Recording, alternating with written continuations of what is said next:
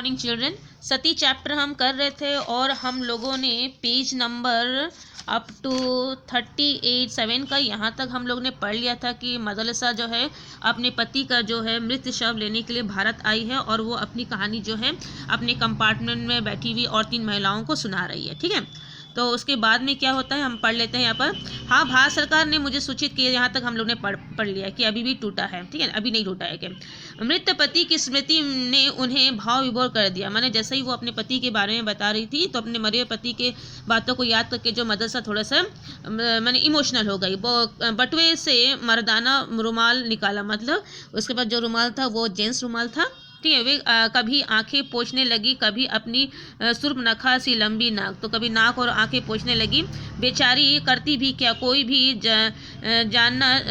जनाना रुमाल उस नाक का अस्तित्व नहीं संभाल सकता था। कहने का मतलब है इतनी लंबी हट्टी कट्टी थी कि उसके लेडीज रुमाल जो है पर्याप्त नहीं था, इसलिए उसने ऐसा राइटर जो बोल रहे हैं कि उसने जेंट्स रुमाल को यूज़ किया है। ठीक है, तो अचानक हम तीनों को बेचारी मदरसा का 1 वर्ष पुराना वैविध्य एकदम ताज़ा लगने लगा। तो शिवानी बोल रही कि मुझे और जो 2 महिलाएं थी हमारे साथ में, महाराष्ट्रीन और पंजाबी महिला, हम दोनों का उसकी कहानी जो है बिल्कुल नया नया लगने लगा।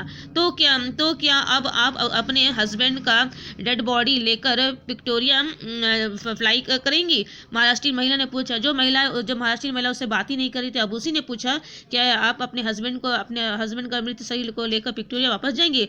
नहीं बहन, मदरसा सीट पर लेट गई तो लगा एक लंबे खरबूज का कटा हुआ पेड़ ढह गया हमारा, इतनी लंबी थी वो। ठीक है, तो मदरसा ने कहा नहीं, ऐसा मैं नहीं करूंगी। एक लंबी सांस खींचकर उन्होंने कहा मैं असल में सती होने भारत आई हूँ।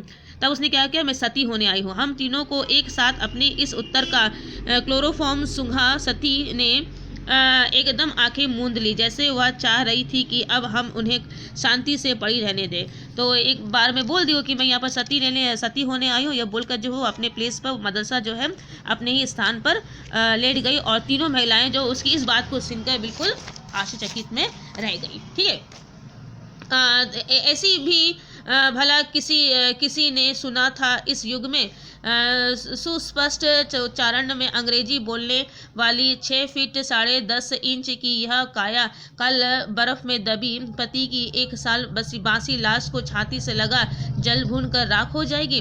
तो सब तीनों महिलाएं सुन रही, बोले ऐसा कैसा होगा? बोले इतनी लंबी हट्टी कट्टी इतनी सुंदर महिला कल जो है अपने पति के देह के साथ में अपने बॉडी के अपने पति के मृत शरीर के साथ में अपने आप को जला लेगी?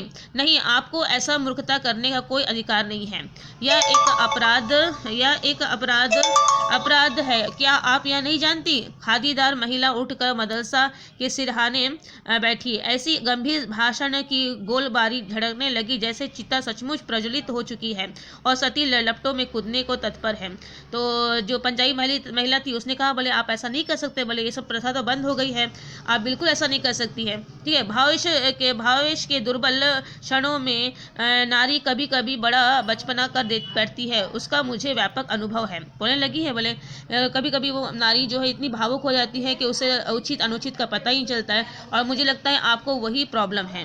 ठीक है, अभी हाल में ही मेरे आश्रम की 2 युवतियां ऐसी मूर्खता कर बैठी। मुझे भी देखिए, भारत विभाजन के समय मेरे पति की हत्या कर दी गई, पर मैं क्या मरी? मैं सती हो गई के सिली सेंटिमेंट। तो फिर पंजाबी बोलने लगी, बोले हाँ मेरे पति का भी तो डेथ हुआ था, लेकिन क्या मैं मरी? मैं तो सती नहीं हुई। यदि मैं भी उस दिन आपकी भांति सती हो जाती तो आज यह देह दिन दुखियों के काम आ सकती थी। पहले मॉडर्न जेल की अध्यक्ष रही और अब गिरी बहनों के आश्रम की देखभाल करती हूँ। बोले मुझे देखो, बोलो मैं किस तरह से मैं जो है दूसरों की सेवा कर रही हूँ, अपने जीवन को जो है दूसरों की सेवा में लगा रही हूँ। अगर मैं भी उस समय सती हो जाती अपने पति के डेथ के मैंने बॉडी के साथ में, तो क्या मैं ऐसा कुछ कर पाती? ना बहन ना, मदरसा ने करवट बदली। मैं तो सती होने की ही भारत आई हूँ। हाय मेरा नीलू डार्लिंग, कहा हुआ फिर मर्दानी रुमालों से मुंह छिपाकर सिसकने लगी। ठीक है, और फिर जो मदरसा बोलने लगी नहीं मैं तो बोले भारत सती होने आई हूँ, और फिर अपने हस्बैंड को याद करके रोने लगी मदरसा। आप चाहे तो मैं आपके साथ चल सकती हूँ। आपके पति के अंतिम संस्कार में सहायता कर आपको अपने आश्रम में ले चलूँगी। समाज सेवा ने अपने उदार प्रस्ताव का चुंगा डालकर मदरसा को रिझाने की चेष्टा की। मतलब जो पंजाबी महिला थी उसने जो है बताया कि वो एक समाज सेविका है, वो भी जो है उसके साथ जाकर उसके पति का अंतिम संस्कार कर देगी और फिर उसे लेकर जो है वो आश्रम में जाएगी। ठीक है, तो मदरसा बड़ी उदासी से हंसी, धन्यवाद बहन, पर ब्रह्मा जी भी अब मुझे अपने निश्चय से नहीं डिगा सकते। यह रोग हमारे खानदान में चला आ रहा है। मेरे पर नानी तो राजा राम मोहन राय और सर विलियम बेंटिक को भी परा घिस्सा देकर सती हो गई। ठीक है, तो बोलने लगी कि भाई नहीं, बोले अब मैं अपना जो है मेरा जो निर्णय है वो मैं नहीं बदलूंगी, हम ये तो परंपराएं हमारे परिवार में चली आ रही है। मदरसा बोलने लगी मेरी नानी ने भी ऐसा किया था। और नानी जी के लिए तो लोग कहते हैं कि नानी जी की मृतदेह गोद में लेकर नाना जी की मृतदेह गोद में लेकर चिता में बैठती ही स्वयं चिता धू धू कर जल उठी, फिर मेरी माँ और अब मैं। ठीक है, तो खैर हटाइए भी, पता नहीं किस धुन में आकर आप लोगों से कह गई I should not have told you. ठीक है, मुझे आपसे नहीं कहना चाहिए था। चलिए हाथ मुंह धोकर खाना खा लिया जाए। क्यों, क्या ख्याल है? उन्होंने अपनी कदली स्तंभ सी जंघाओं पर दोनों हाथों से त्रिताल का टुकड़ा सा बजाया। ठीक है, मतलब अपने आप भी जो है, फिर उसने कहा कि ये सब बात छोड़ो, मदरसा बोले छोड़ो, अब हम खाने का समय है, हाथ मुंह धो के हम लोग खाना खाते हैं। ठीक है, इस तरह से उन लोग जो है फिर खाना खाने के लिए बैठे। तो आज हम यहीं तक रख रहे हैं, नेक्स्ट क्लास में आगे पढ़ेंगे।